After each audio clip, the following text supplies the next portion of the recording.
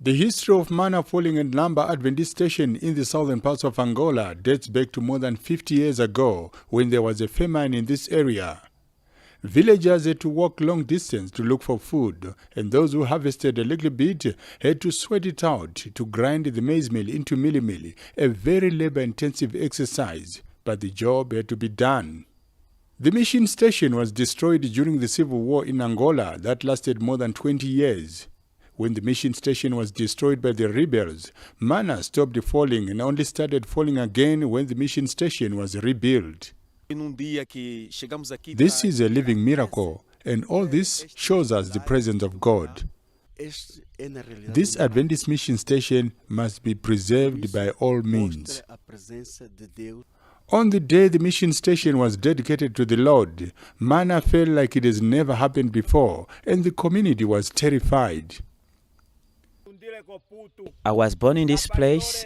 I grew up in the same place, and from my childhood I've been witnessing this miracle of manna falling. But something which really troubled me, and it was a very big miracle, it happened in 2010. That year, after the mission has been renewed, there was a big miracle happening where manna fell in such quantities which we have never seen before. It fell actually from beyond that side of the church. It fell even up to the mountain. All the ground was covered with manna. This happened in a time when the mission has been renewed, and people were marveling. They were wondering, why is it that manna never fell in such a way and it's falling in that way? People were afraid. They said we were to come out and call people to come and collect manna, but they refused. They were afraid because it was too much. The whole ground was covered with manna, so people were afraid coming out of their homes to collect it, and only little children came and collected it.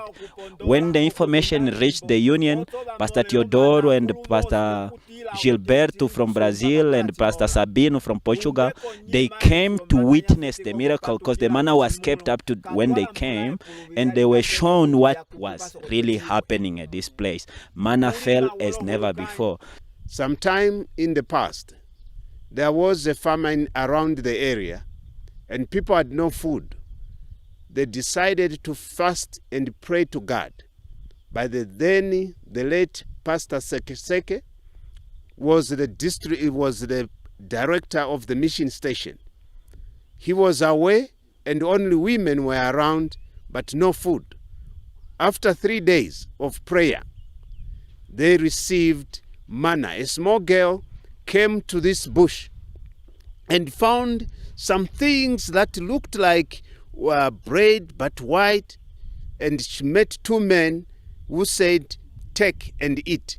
She ate and carried some back home. And when the parents saw her, they said, "What is it you are having in your hands?" She says, "I don't know, but I've eaten." They said, "Don't eat, throw." She said, "I've already eaten. The men that I met told me to eat." And they went to look for the men. They were not there.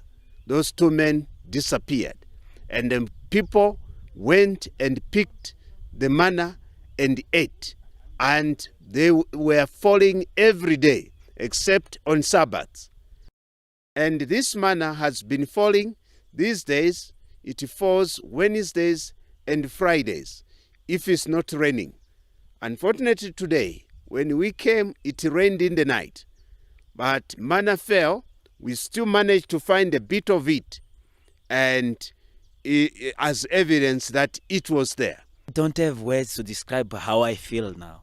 I can actually quote what another pastor said when he preached about the manna which the Israelites saw in the desert. And he said when they saw it for the first time, they just questioned, what is it? And that's the same question I have now. What is it? Because I can't even describe it.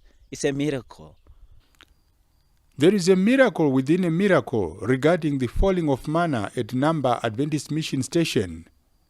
When the church members are not in good standing order with the Lord, the manna that falls is not white, but is blood-like and very bitter. The falling of manna has to do with the believers also around.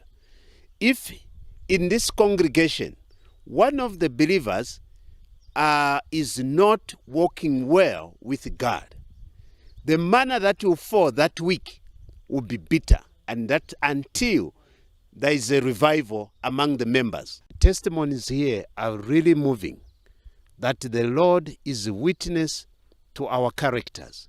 He takes record and is concerned of our lifestyle, how we relate in secret and in public. He sees whatever is hidden. And so, like in the times of old, when Israel sinned against God, calamities came upon the land of Israel.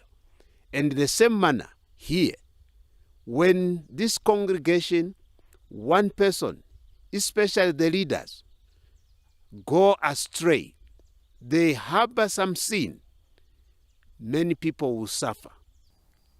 As we live in the last days, the miracle taking place in South Angola Union is a living testimony that the Lord is there and still cares for his people.